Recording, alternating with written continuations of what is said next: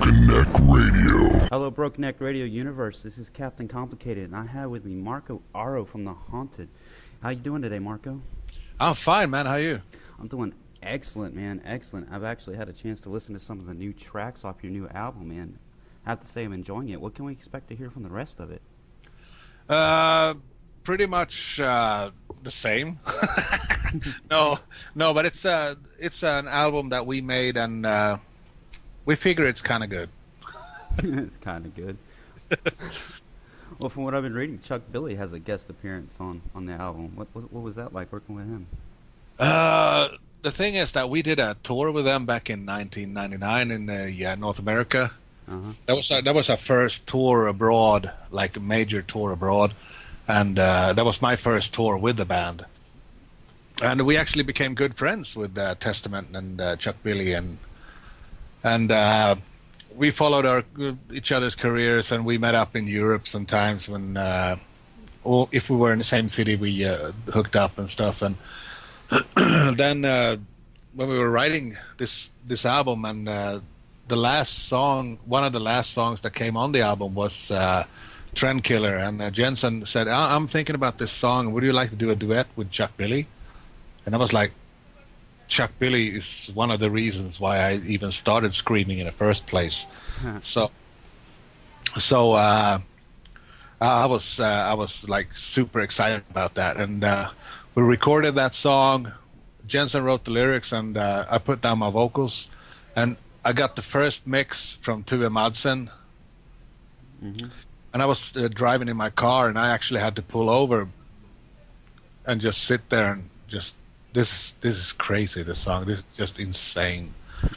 And then Chuck put his vocals on it. And once again, I was in my car because I get mails on my phone, and I was listening to the track on my phone.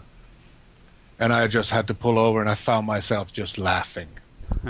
This is just insane.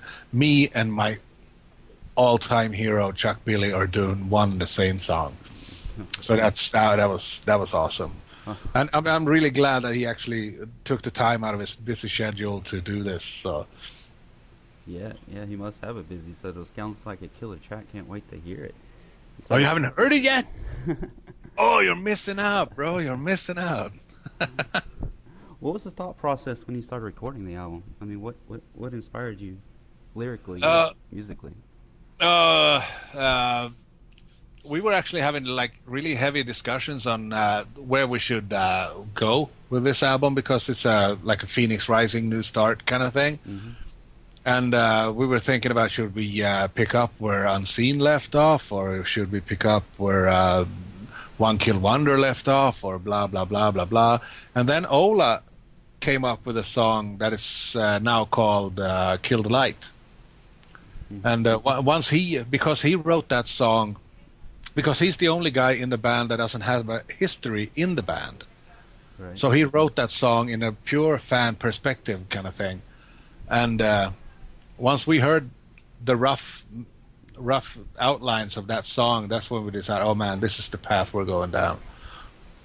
So and that's when everybody woke up as well and just said, okay, we're back where we started. Mm-hmm. So that was really nice to actually hear somebody writing a song from a real fan perspective and what he considered the Haunted. Yeah, that must have been a really cool experience, man. Yeah, that was really nice, really nice. So you guys are touring now, huh? We're not doing the extensive touring kind of thing that we used to do, because that was one of the reasons I left the band, because I couldn't do it anymore, because you have to be somewhat of a nomad to tour. So the format for The Haunted, as it was laid out to me in 2013, was that we're picking the raisins out of the cake. We're going to do everything that makes sense. We're not doing the 2-week tour in Eastern Europe with where we play for $150 a night and sleep at some punk rocker's house with his shoes as pillow. We're not doing that anymore. Pick and choose your dates, huh? Yeah, just trying to keep it a little bit more exclusive. So what city do you look forward to going to play in the most? Sorry? Which city on the tour do you look forward to playing in the most? Oh, all of them, man, all of them. Because this band is a live band. This band has never been too much of a studio band because studio is going into the studio is like a necessary evil that we do. Mm-hmm. We thrive on the road and doing live shows. It's the best. So we're definitely a live show. So we're looking forward to every live show that we do, because every live show, even though it might be on a tour and you've done already 20 dates, and it pretty much turns into same old, but it never really does anyway, because there's always one person, one moment, one significant thing that makes it unique, that stands out, and you're going to remember it for the rest of your life. So out of those one moments, which is the most memorable? Ooh, that would be actually when we played in Chile, in Santiago. Mm-hmm. That was just insane. You had people in the audience waving around with stud belts, like, you know, belts for a machine gun, you know, those belts. Mm-hmm. And hitting people, and people were bleeding and stuff. And in between songs, they were comparing wounds with each other.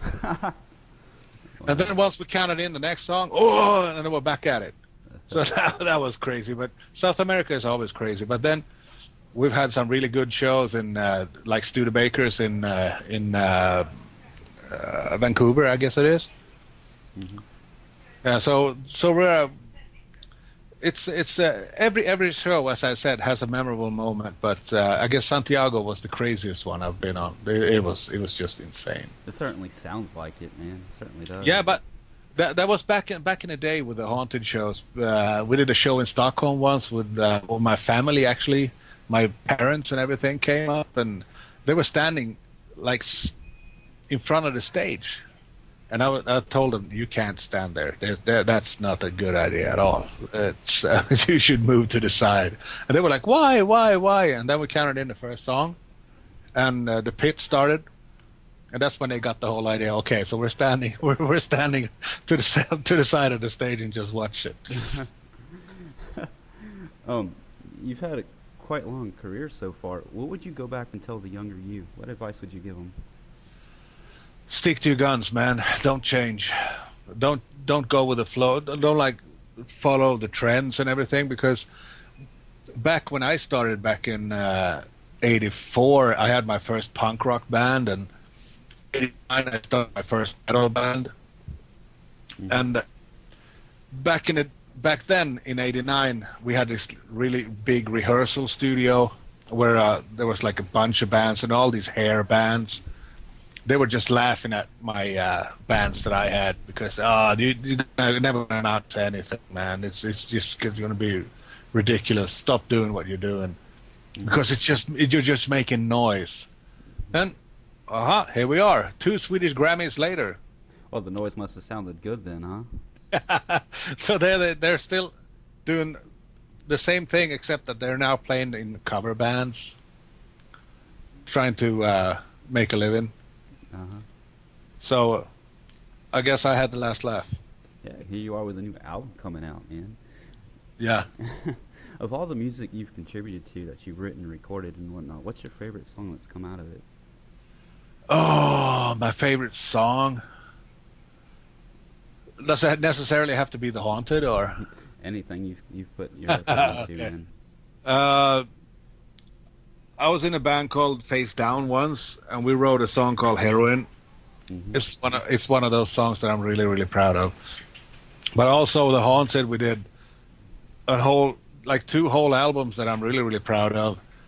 It's The Haunted Made Me Do It and One Kill Wonder. It's a few of those really big milestones that I look back at and just think we had a great time. Yeah, it sounds like you've had an awesome time with The Haunted. We did. There was one thing that we never had a lack of, was having fun. That's always the most important part, isn't it? Fun. Yeah, it is. Because you guys express so much fun for us as their metal fans. You know, we get to enjoy your music. Oh, I'm glad to hear that, man. I'm glad to hear that because that was the one thing that I really missed during those 10 years I wasn't in the band was because I really, really missed the boys. We talk like once a month, but still, it wasn't the same thing. You went from Marco Aro in the Haunted to Marco Aro, the private person, Right. and that was good in the beginning, but all of a sudden you felt left out. Right. So being back in the band's been a good thing for you. It's like coming home because now everybody, the whole family situation and everything. Because when we started the Haunted, when I joined the Haunted, it was supposed to be on a smaller scale than it turned out to be. So it took a toll on family and friends and everything. So now everybody's on board on a different level. So it's a lot better now. Well, welcome back home, man. Thank Welcome you. back Thank you. home. So speaking of all your fans and stuff, you have anything you'd like to say to them? I'm just saying, stay tuned because we're coming and we're coming back hard, man. Coming back hard. Great words. Yes. Well, I'd like to thank you for your time, man. Thank It's you, been a man. Pleasure talking to you. Thank you.